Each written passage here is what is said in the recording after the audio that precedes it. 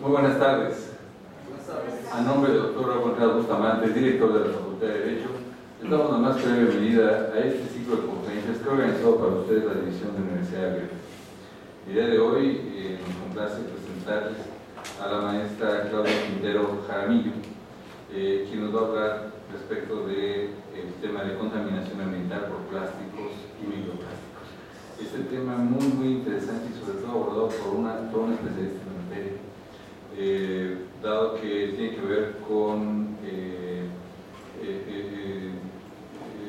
los cambios que se están dando, la contaminación que se tiene, que en realidad muchas veces no le damos la importancia que se merece. La indebida gestión de plástico y microplásticos, entre los elementos impactados se destaca la atmósfera, el suelo, la vida silvestre, el agua, ríos, mares, océanos y por supuesto el propio ser humano. Pero permítanme darles una muy sucinta de la destacada trayectoria de la maestra en la materia. La maestra Claudia Quintero Jaramillo es egresada de esta Facultad de Derecho de la UNAM, donde obtuvo la mención honorífica, presentando desde luego su tesis en materia ambiental. Los recientes 18 años de su vida los ha trabajado en la función pública en el sector ambiental federal.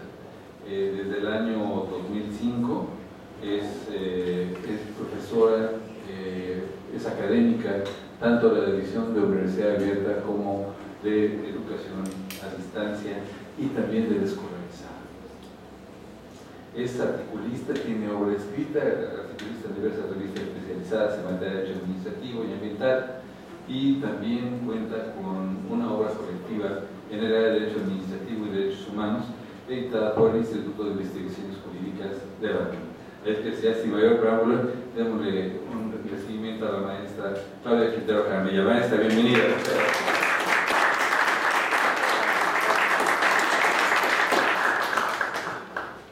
Buenas tardes.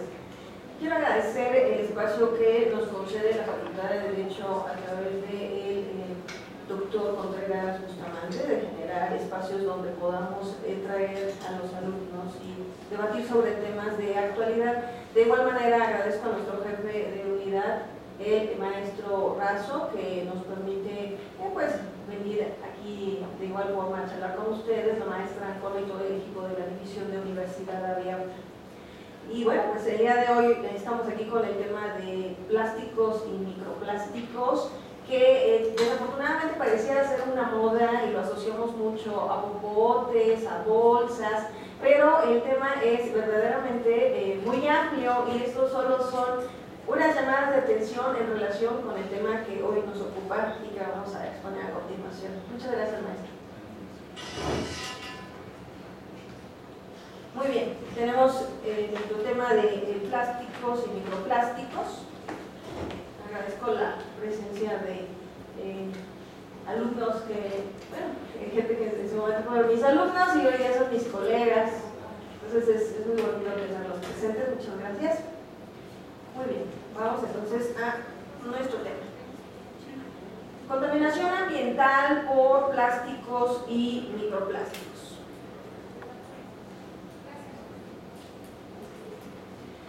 Desde el siglo XIX comenzó el uso de los plásticos, solo que estos se derivaban de resinas de plantas. Fue hasta el siglo XIX cuando, a partir del petróleo, se empieza a generar la elaboración del plástico. El plástico en su inicio supuso la condición de que empleáramos menos recursos naturales que hasta cierta forma eran limitados o poco accesibles y costosos. Entonces, en ese sentido, el plástico vino a generar esta tendencia positiva que de hecho los defensores del plástico hoy día refieren justamente a esta cuestión. Bueno, es que el plástico viene a sustituir recursos naturales que de otra manera tendríamos también que estar explotando para satisfacer las necesidades humanas. Y además es muy barato, entonces pues tiene muchas bondades, como vamos a observar.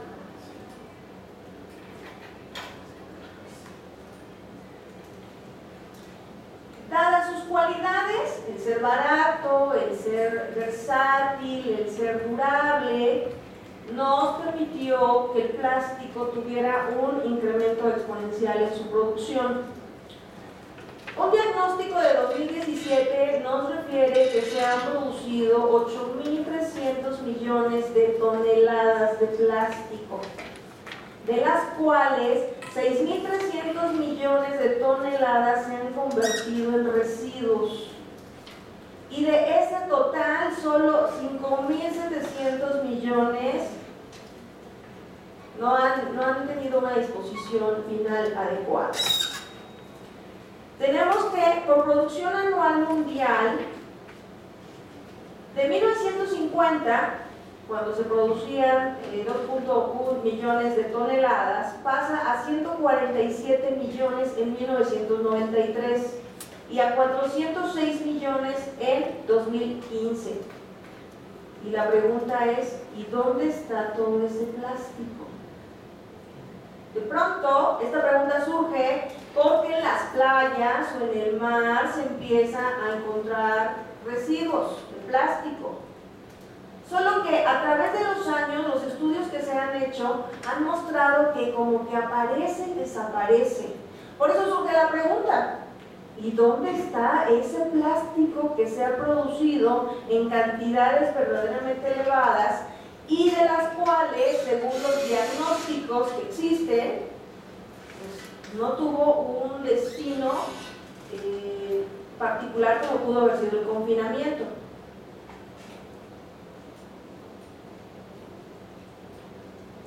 Comentábamos del uso y consumo de los plásticos, de que es muy versátil, es muy resistente. Imagínense la cantidad de sectores donde utilizamos el plástico: en salubridad y agricultura, construcción, maquinaria industrial, transporte, materiales eléctricos, textiles, productos de consumo. En embalajes, el plástico ha sido muy útil. Y bueno, pues tenemos las clásicas bolsas, entre los popotes, los desechables y muchos otros productos que empleamos. Solo que así como ha sido versátil, pues, es resistente. Y entonces tenemos que, en razón de la industria o del sector económico en que se emplea, encontramos que ese plástico tiene un tiempo de duración que va desde los 5 años, los 35, los 20, los 15, los 8 y hasta los 15 minutos. Cuando vamos, bueno, ahorita en la mañana me tomé un café y pues me lo dieron o sea, se me adelantaron, me lo dieron con tapita y con popote y yo así de chispas. O sea, hasta me trajo mi botella de vidrio, ¿no? Y ya generé yo hoy un consumo con un vaso de unicel, una tapa de plástico y un popote de plástico. ¿Y cuánto? No me tardé ni 10 minutos en tomarme el café. Y ya lo dispuse a la basura. Y eso de ya lo dispuse, la verdad es que es un decir. ¿Por qué? Bueno, porque tendríamos que ver finalmente a dónde va a llegar esos residuos plásticos que yo deseché en un contenedor dentro de Ciudad Universitaria.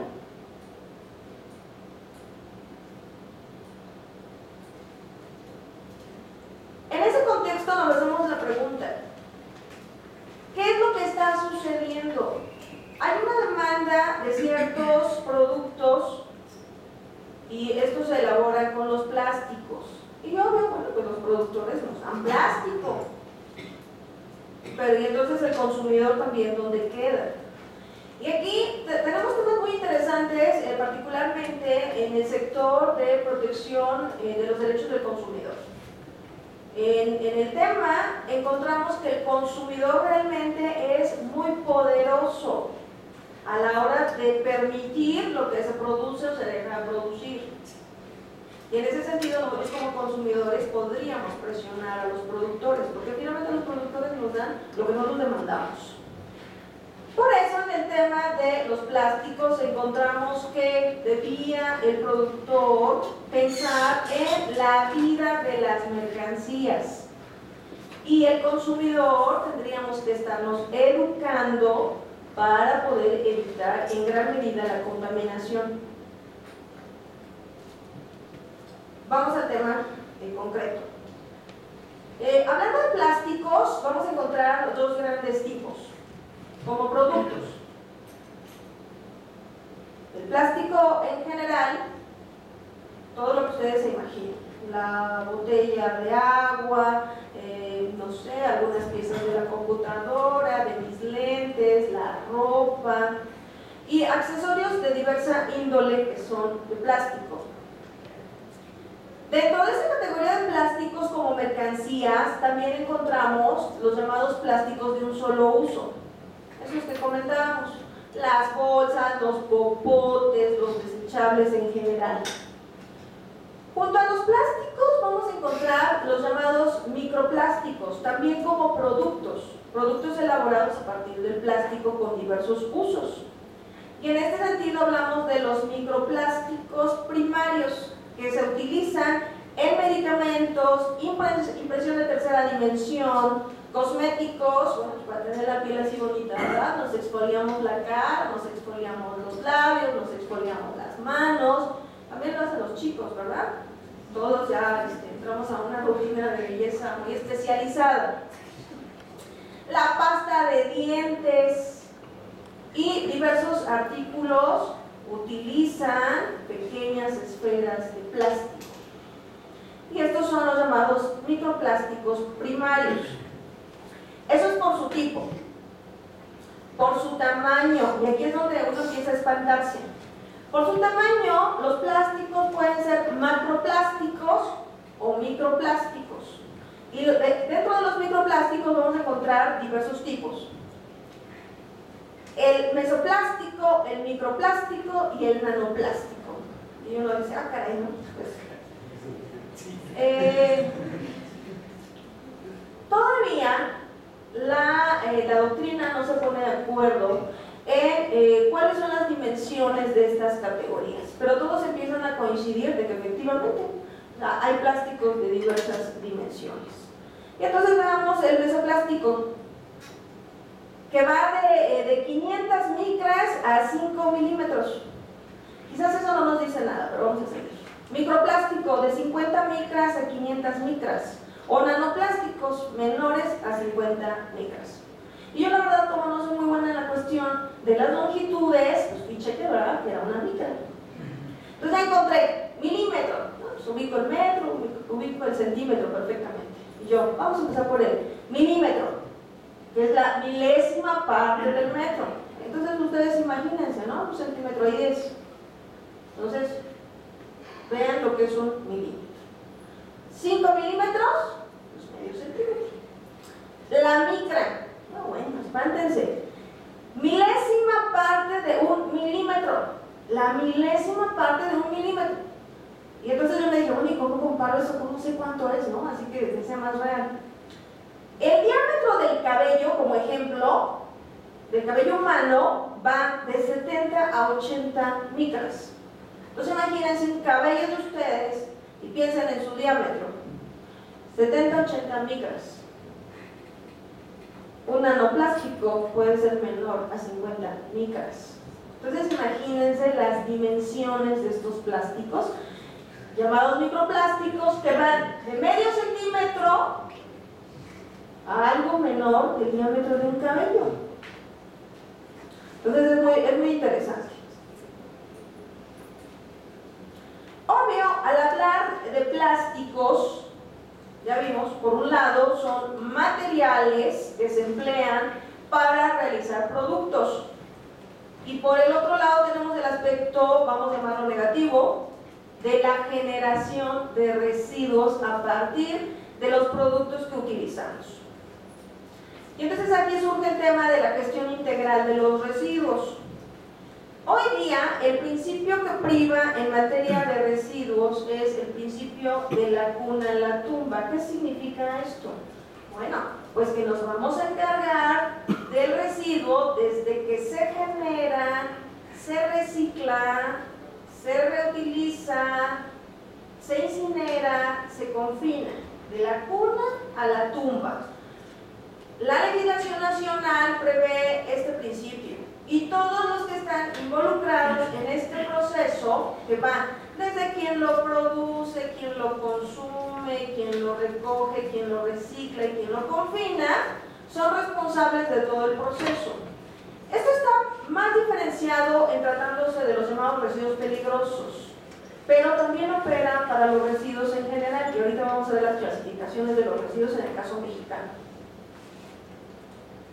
Resulta que cuando ya hablamos del plástico como un residuo, o sea, como algo que ya desechamos, que ya usamos y que ya no tiene vida útil o no le damos otra vida útil, nos vamos a enfrentar a los llamados residuos plásticos.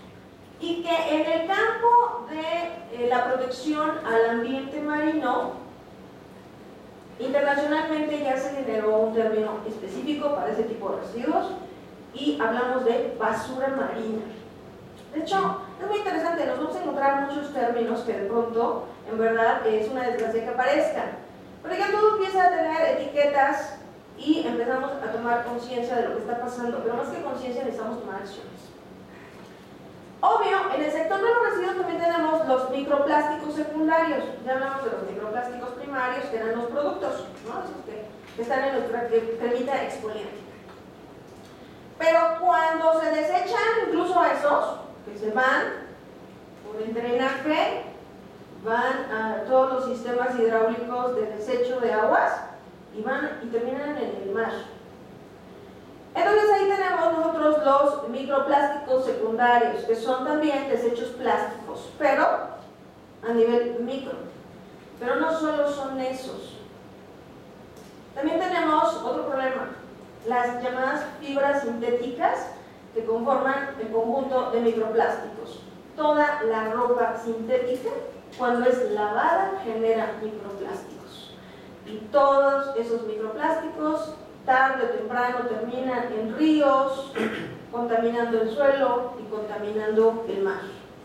Y los microplásticos se pueden formar de diversa forma, ya sea que eran inicialmente productos que utilizamos y que se generaron como residuos, o a través de las fibras sintéticas que nuestra ropa desprende cuando se lava, o lo que es peor, por la fragmentación del plástico más grande, que tarde o temprano termina por las condiciones ambientales del sitio en que se encuentra, cuando no hay una disposición adecuada, se genera.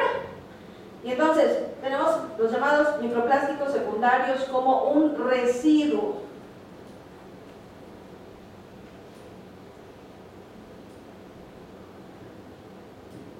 ¿Cuáles son los elementos ambientales afectados cuando de contaminación con plásticos y microplásticos hablamos? Y ya hablando del tema específico de residuos plásticos y microplásticos secundarios.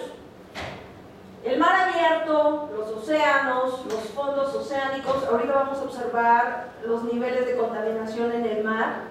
Principalmente las partes más llanas son las que con mayor facilidad se llenan de plásticos.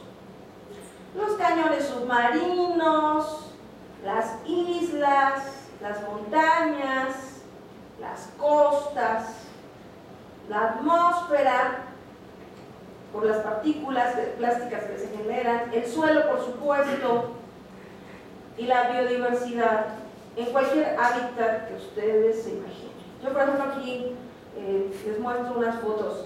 O sea, imagínense este alce, enredadas sus astas con aparejos de pesca. O sea, ¿a quién se le ocurre esto? O sea, ¿cómo termina un material o un instrumento que utilizamos en la pesca en tierra? De hecho, leía que las vacas o el ganado mueren por tragar bolsas. En grandes espacios se dispersa la basura plástica. He visto incluso hasta animales domésticos atrapados en garrafones plásticos. Y donde quiera que ustedes vayan, sea en mar o sea en tierra, van a encontrar una secuela del uso de nuestros plásticos. O sea, imagínense esta imagen, ¿no? De esta ave caminando por la orilla de la playa con su bolsa. Porque ese es uno de los problemas. La vida silvestre no distingue si es una bolsa de plástico o es un alimento. Si nosotros no distinguimos si es basura o no, pues imagínense ellos. La problemática ambiental que se genera se divide por el tipo de residuo plástico del que estemos hablando. Caso concreto, microplásticos. ¿Qué problemas genera, y de manera muy puntual, en el hábitat marino, los microplásticos? Bueno, pues imagínense ustedes, dependiendo su tamaño y su forma, son los problemas que pueden ocasionar. Los microplásticos en particular pueden ser ingeridos por la vida silvestre. Y uno diría, bueno, ¿y qué puede pasar? Bueno, pues pasa que por la forma y tamaño pueden obstruirlos, pueden dañarlos internamente, les quitan el apetito y mueren de hambre, enferman, y algunos con suerte logran desecharlo. Pero al momento de desecharlo, vuelve a entrar otra vez a la cadena. Y entonces es un plástico que hace daño sin fin. Pueden transferirse a lo largo de la cadena trófica. Bueno, aquellos que les gustan los mariscos, los pescados, imagínense. Especies los consumen. Hay ocasiones que pasan del tracto digestivo a la carne y ahí se van acumulando. Entonces es una forma en que se va transfiriendo por la cadena trófica. O estas especies que lo consumen, a su vez son consumidas por otras mayores. Y la cadena se sigue. ¿Hasta dónde? Hasta nuestro plato. Se dice que hay también una interacción o una incorporación de contaminantes. Los plásticos, cuando se elaboran, les agregan aditivos y sustancias para darles sus características. Y la pregunta es, cuando se desechan en el ambiente, ¿qué sucede? ¿Qué sucede con esas sustancias? Hay lixiviados, o permanecen en el plástico, o los pedazos de plástico mantienen las características de las sustancias que fueron empleadas para darle ciertas características. ¿Dónde van a dar esas sustancias? Y entonces se dice que todo aquel que ingiere microplásticos, pues realmente está ingiriendo una cápsula envenenada. ¿Por qué? Pues por ahí van los aditivos y las sustancias que empleamos para darle sus cualidades a los plásticos. ¿Qué otras cosas suceden con los microplásticos? Bueno, pues proporcionan hábitats para, nuevos hábitats, particularmente en el medio marino. Ahorita vamos a observar un poquito esto. Les decía yo, tristemente se empiezan a generar toda una serie de términos que sería preferible que no existieran. Océanos de plástico, ya hablamos de océanos de plástico. Se dice que habrá más plástico que peces para el 2050. Esperemos que no suceda así, porque todavía estamos a tiempo de hacer cosas. Supongo que ya escucharon hablar de islas de plástico, que se formaron 5 islas de plástico en mar abierto. Pues los que saben del tema dicen que no son islas. Lo que sucede es que son los giros oceánicos del planeta que a través de su acción permiten la acumulación de los plásticos en puntos definidos del planeta. Y ojalá, pues nada más quedar en eso, de que se conjuntan en un sitio. El problema es que la luz ultravioleta, el oleaje, el oxígeno, el agua, el pH, las condiciones ambientales que ustedes se puedan imaginar, dan lugar a que estos plásticos comiencen a desintegrarse. Entonces yo me lo imagino como una especie de licuadora. Ahí se está haciendo un licuado de plástico que da lugar a otro término, el smog plástico. Resulta que en esos puntos de la Tierra, en mar abierto, se genera smog plástico, que no es sino microplástico, que dicen los que han estado ahí, que es como si viéramos nevar, pero son fragmentos de plástico. Entonces, realmente es pues, de preocuparnos, de hacernos tomar acción. Yo el primer contacto que tuve con el tema de los plásticos y los microplásticos fue hace como 2 años, cuando vi un documental titulado Océanos de Plástico, y la verdad es que yo lo vi así como lejano y me decía, bueno, sí, es que son en las playas allá de Europa y es allá por el Pacífico y está lejos, o sea, no tiene nada que ver conmigo. Pero hoy que me vuelvo a reencontrar con el tema, me doy cuenta, porque además noticias recientes han expresado que las botellas de plástico, el agua que contiene plástico, el agua que tomamos de las instalaciones hidráulicas de la Ciudad de México, o sea, no hay que irnos ya lejos, que pueden tener partículas de plástico. Entonces, me doy cuenta que no es un tema, y eso que decíamos de la ropa, o sea, que mi ropa, que no es ni de lino, ni de lana, ni de algodón, produce microfibras, son plásticos. Entonces, aquí, por ejemplo, tengo unas imágenes de organismos muy pequeños que son consumidos por especies mayores a través de la cadena alimenticia. Y esos puntitos que se le ven a este bichito, que están como verdecitos fluorescentes, es resultado de un estudio de si presenta contaminantes plásticos o no, y efectivamente, o sea, estos puntitos son microplásticos. La verdad es que no tomé cuidado de las dimensiones de este bichito para que les dijeran, imagínense lo que hay ahí adentro, pero este ejemplar, este organismo, pues concentra plásticos en su interior, y a su vez va a ser comido por alguien o por otra especie en la cadena trófica, y así va a comenzar a introducirse el microplástico en otras especies. Aquí, por ejemplo, en esta imagen que tenemos es un corte de lo que sucede en mar y costa. La basura entra al mar y el propio mar la saca. Pero es un círculo, porque entra y sale. Y no solo entra y sale, sino que en ese ir y venir se va fragmentando y va ocupando con microplástico la superficie del mar, la columna de agua en el mar y el sedimento en el mar. Entonces los tenemos en todos lados. Por eso se menciona que se crean nuevos hábitats. ¿Por qué? Porque imagínense que hay especies nocivas en el hábitat, que empiezan a utilizar esas partículas de microplástico para colonizar. De otra manera, nunca hubieran podido colonizar a esas alturas o a esos puntos del mar. ¿Por qué? Porque ahí no hay nada, no debería haber nada, pero ahora hay mucho plástico. Aquí les ponía una etiqueta porque les comentaba que parte del problema está muy vinculado con los derechos del consumidor. Tan solo aquí menciona este producto que tiene microperlas de plástico.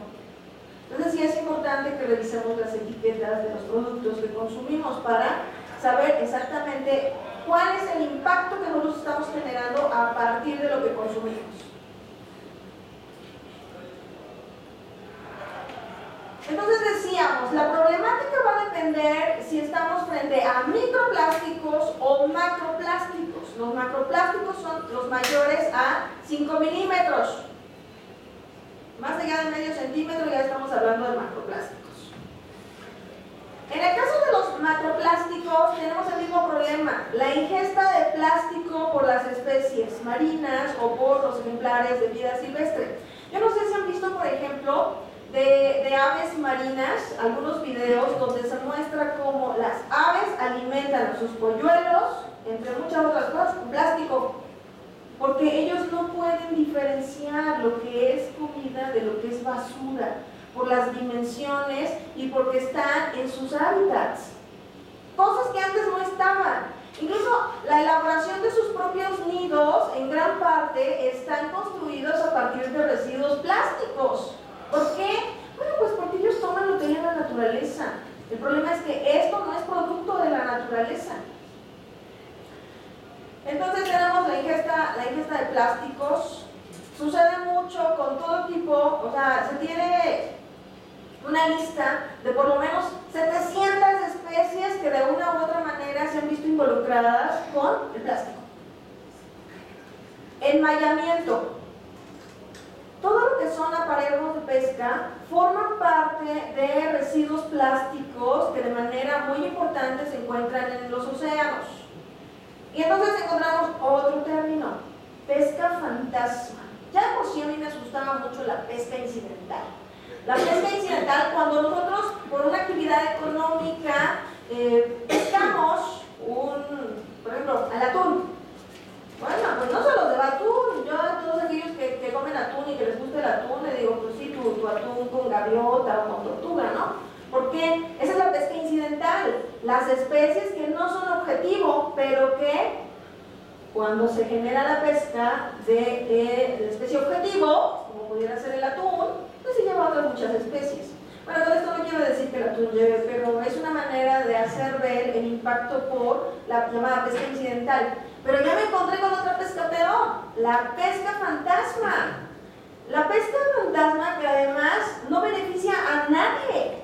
Y no solo no beneficia a nadie, sino que simple y sencillamente está perjudicando todo el tiempo mientras las causas estén ahí. Aparejos de pesca que no tienen nada que hacer en el mar y que son desechados, pues atrapan a cualquier especie. Cualquier especie queda atrapada sin ningún sentido en el mar por todas estas basuras. Yo veía unas fotos de estrellas de mar que nacieron debajo de redes. Y obvio van creciendo, pero pues se mueven poco. Y después no pueden salir de ahí. Entonces, en ese sentido tenemos pues infinidad de especies. Esta foto me causa una impresión terrible. Imagínense un ave que de pronto por el viento se ve atrapada por una bolsa. Bueno, es que a quién nos gustaría vivir así y por acciones del ser humano. Entonces es verdaderamente terrible. Por eso es que de pronto el consumo de bolsas, pues sí se busca que se use lo menos posible o que incluso se prohíba. Pero no es todo lo que se debe hacer. Las acciones van más allá de la prohibición del uso de las bolsas.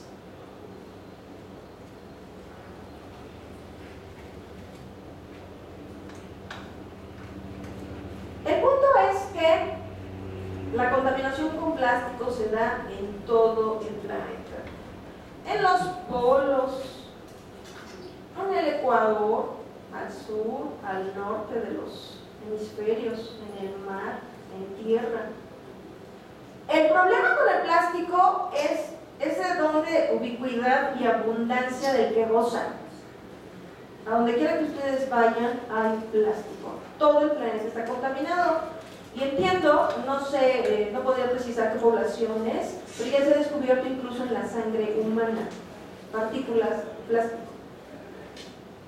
Entonces, hoy día encontramos el plástico prácticamente en cualquier sitio. En tierra, en mar, en la superficie del mar, en la columna del agua, en los sedimentos, en los camiones, en las montañas, en los ríos, donde se imaginen. Donde se imaginen hay plástico. Se dice que las principales fuentes de contaminación por plástico, en particular de los mares, pues son dos. Una es vía terrestre, a partir de las líneas de costa e incluso a partir de los ríos. O sea, los ríos, así como llevan los nutrientes al mar, llevan toda la basura que generamos y que no es debidamente dispuesta. Y dos, el caso de la contaminación marina, pues se generan los propios océanos con las actividades turísticas y la actividad de pesca. Lo que indicábamos de la pesca fantasma, tan solo el 10% de ese 20% equivale justamente a aparejos de pesca olvidados, perdidos, arrastrados en el mar. Naciones Unidas, de una manera muy positiva, lo cual pues a mí me sienta bien leer sus palabras. Dice, es un problema social, ambiental, económico, mundial, pero aún tiene solución. Entonces, creo que eso es lo interesante. ¿Cuál es el problema con los residuos plásticos? Se dice que el problema es una indebida gestión, que no se cumplen las 3 R's. Y esas 3 R's son reducir, reciclar y reutilizar. Pero la verdad es que ya no solo estamos en el incumplimiento de las 3 R's. Los nuevos paradigmas nos dicen que deberíamos estar cumpliendo las 6 R's, no las 3. ¿Qué es? Reducir materias primas, rediseñar los productos por productos que no sean de un solo uso, que puedan reutilizarse y en su caso cuando pierdan su vida útil para un fin, puedan reciclarse para otros fines. Reemplazar, que no sean productos de un solo uso. Reutilizar, bueno, pues esto no se puede emplear de nuevo. Reciclar, que no sean residuos de única vuelta, esto es, que los use y se puedan volver a usar para lo mismo o para algo diferente. Y recuperar el plástico a partir del propio residuo. Por eso es importante que se diseñen de cierta manera, de forma tal que después se puedan volver a emplear. Entonces ahora la idea es pasar a las 6 R's. ¿Qué sucede con nuestra legislación? En el caso de la legislación mexicana tenemos la Ley General para la Prevención y Gestión de los Residuos, que como su nombre lo indica, tiene como propósito la prevención de su generación y su gestión integral. Eso que yo les comentaba. Nada más que el principio de la cuna a la tumba, que es lo produzco, lo uso, lo reutilizo, lo reciclo, lo incinero, lo confino adecuadamente, ya se nos quedó muy corto, muy corto, y sin embargo, realmente los principios que inspiran esta ley, aunque ya es una ley vieja, son muy positivos. El problema con las normas es que no son eficaces, y eso lo vamos a observar. ¿Qué nos dice la Ley General para la Prevención y Gestión Integral de los Residuos sobre los residuos? Bueno, pues el residuo es aquello que sobra de un proceso y que ya no puede ser reutilizado. Y su estado puede ser cualquier tipo, estado sólido, semisólido, líquido, gaseoso. Pero aquí el punto es que esto debía quedar sujeto a un tratamiento o una disposición final adecuada. Esta ley nos habla de 3 tipos de residuos: los residuos peligrosos, los de manejo especial y los sólidos urbanos.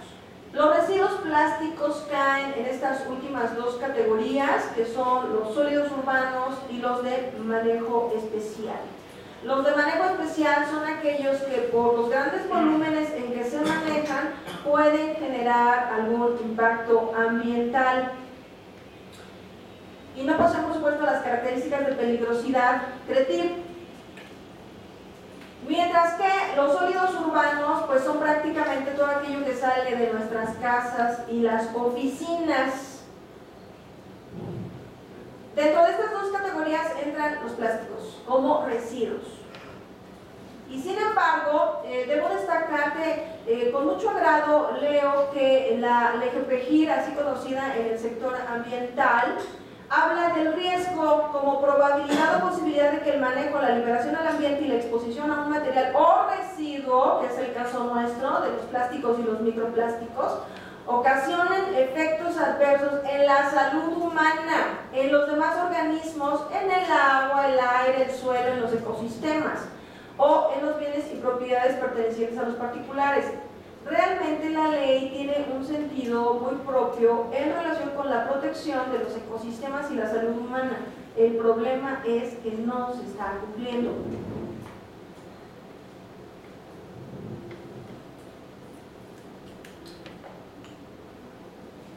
Y también destaca la propia ley lo que son los sitios contaminados. Yo antes tenía una percepción muy sesgada de lo que era un sitio contaminado hacia los sitios contaminados con residuos peligrosos, pero realmente la ley está hablando de sitios contaminados en un aspecto totalmente general. Y dice que el sitio contaminado es lugar, espacio, suelo, cuerpo de agua, instalación o cualquier combinación de estos que ha sido contaminado con materiales o residuos. En el caso nuestro decíamos sólidos urbanos o de manejo especial, o cualquier combinación de estos que ha sido contaminado por sus cantidades y características que pueden representar un riesgo para la salud humana, los organismos vivos y el aprovechamiento de los bienes o propiedades de las personas. Entonces ahí tenemos, o sea, la ley sí contempla a los sitios contaminados por este tipo de residuos en general. ¿Cuál es la tendencia en nuestro país? Bueno, pues hubo un proceso legislativo muy largo entre 2008 y 2013, donde se presentaron 3 o 4 iniciativas de diversos partidos para regular las bolsas. Y la verdad es que el proceso fue muy retardado. Después vino otra modificación en 2014 e incluso 2018. Pero ¿cuál es el marco general en la legislación doméstica mexicana? Única y exclusivamente por el GPGIR, que la Federación tendría que expedir normas oficiales mexicanas que cumplan con las 3 R's, pero en realidad tendríamos que ser más ambiciosos y que cumplan con las 6. Se debe generar investigación para prevenir, reducir, minimizar y eliminar la transferencia de contaminantes. Esto que les digo de que pasen de tierra a mar o que pasen de un sitio a otro es transferencia de contaminantes. Establecimiento de instrumentos económicos, incentivos o castigos, en su caso, para el debido manejo de plásticos.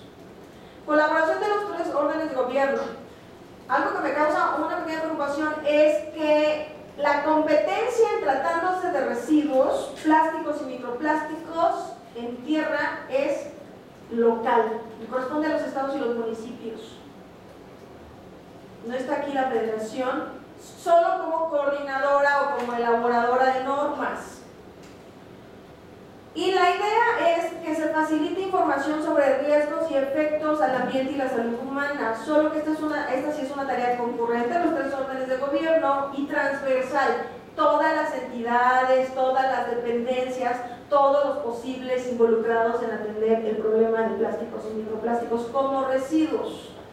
Y un problema histórico que he visto por lo menos en los últimos 15 años son los tiraderos a cielo abierto. O sea, el problema de que los plásticos lleguen al mar o a cualquier otra superficie o a los ríos es por la indebida gestión. Simple y sencillamente no se está cumpliendo el principio de la cuna a la tumba. Entonces, una necesidad que tenemos es la generación de infraestructura que cumpla con la norma. Tenemos una norma para rellenos sanitarios. No se cumple. Es un problema municipal verdaderamente importante. Vayan ustedes a cualquier municipio y les juro que van a encontrar por lo menos un tiradero así. Y por supuesto, parte de lo que precisa la ley es justamente, debe haber una coordinación entre estados y municipios. Pues, aparentemente tenemos algunas legislaciones de avanzada en nuestro país, pero la verdad es que son buenas intenciones. Algo tenemos que hacer, por algo tenemos que comenzar. La Ciudad de México tiene por ahí alguna cuestión de prohibición de bolsas, sin embargo, yo no creo que se cumpla. O sea, cualquiera vaya a cualquier establecimiento y le van a dar todas las bolsas que quiera. Querétaro recién lo implementó en agosto, Quintana Roo, Oaxaca, incluso Oaxaca con los uniceles, Baja California Sur, Baja California, Sonora, Veracruz, pero no es suficiente. No es suficiente, eso solo es la punta del iceberg, nada más. ¿Qué tenemos a nivel internacional? La verdad es que Naciones Unidas, como siempre, pues lanzó un resumen, bueno, un informe, y pueden encontrar ustedes en internet el resumen del informe de este año 2018, donde nos precisa cuáles son las líneas que pudiéramos seguir a nivel internacional sobre la gestión de los residuos plásticos, o como ellos lo denominan, basuras marinas, porque en el medio marino es donde el impacto es mucho más claro. La primera acción es mantener el statu quo, esto es, pues, seguir haciendo las acciones que vamos llevando con los instrumentos que tenemos. Y dicen las Naciones Unidas, esto no es sostenible, no podemos seguir igual. La segunda opción es bueno, pues un poquito más activa, más proactiva, donde generemos, por supuesto, que se cumplan los instrumentos internacionales, con Convenio de Basilea, Estocolmo y Rotterdam, pero adicionalmente se generen mecanismos voluntarios y se le pida a los países, oigan, bajen su reducción, ¿no? Y vamos haciendo como una mejor gestión de los residuos plásticos y vamos a llamar a la industria. ¿Por qué? Porque el productor es muy importante. ¿De qué debíamos estar haciendo? ¿En qué calidades? ¿En qué condiciones? ¿En qué cantidades? Y por supuesto Naciones Unidas, aun cuando este enfoque pudiera ser positivo, aspira a lo siguiente, una tercera estrategia, donde la idea sería crear una nueva estructura internacional con un enfoque de gobernanza multinivel, que implicaría una nueva estructura internacional, un ente, para que se aborden las lagunas y los retos que representa la legislación ya existente. Un nuevo instrumento jurídico internacional vinculante que no duplique obligaciones y medidas en el inter, de aquí a que logramos ponernos de acuerdo como países para tener una institución y unos instrumentos o un instrumento único sobre el tema, generar medidas inmediatas, eficaces, vinculantes y también voluntarias. Metas de reducción, elaboración de legislación, mejores prácticas ambientales, mejor tecnología disponible, vamos a compartir esa tecnología, atención especializada a ciertos plásticos, porque quizás cabría la necesidad de prohibir ciertos plásticos muy dañinos. Creación de inventarios. No tenemos a ciencia cierta las cifras exactas de lo que se produce, de lo que se desecha y dónde está el plástico. Entonces hay que generar inventarios, controles de calidad, bases legales. Ya empieza a sonar lo que seguramente nadie quería, pero que desde los 80s se empezó a encontrar hallazgos verdaderamente preocupantes de contaminación por plásticos y microplásticos que afectaban a la vida silvestre y el hábitat en general. Pero ya empieza entonces a sonar bases legales de responsabilidad. O sea, alguien tiene que ser responsable jurídicamente de lo que está sucediendo. El comercio, el etiquetado, bueno, pues que el consumidor sepa qué se está llevando a la casa y qué está finalmente desechando. Normas de diseño, eso que les decíamos de las 6 R's. Bueno, es que voy a producir un plástico que después de ser utilizado, pues se retorne y yo pueda emplearlo para lo mismo, pero que su contenido, su composición me lo permita, porque hay plásticos que ya no se pueden usar. Incluso los esquemas a nivel internacional son diversos. Se prohíben ciertos plásticos, se prohíben de cierto grosor, en fin, las medidas son diversas, pero necesitamos cambiar los paradigmas. El análisis que ha hecho Naciones Unidas va desde la revisión del espacio terrestre, los océanos, más allá de la jurisdicción de los estados, los mares abiertos, y en cuanto a contaminación, diversidad, especies, productos químicos y residuos. Los nuevos paradigmas son principio de la cuna a la cuna, atajar los problemas desde su origen, esto es, los materiales que entran y los que salen debemos tener un manejo adecuado de manera tal que recirculen y haya los menos desechos posibles. Y entonces la idea es, con nuevas ideas, valga la redundancia, con innovación y con voluntad y compromiso podemos generar un mundo diferente. Les agradezco enormemente su atención.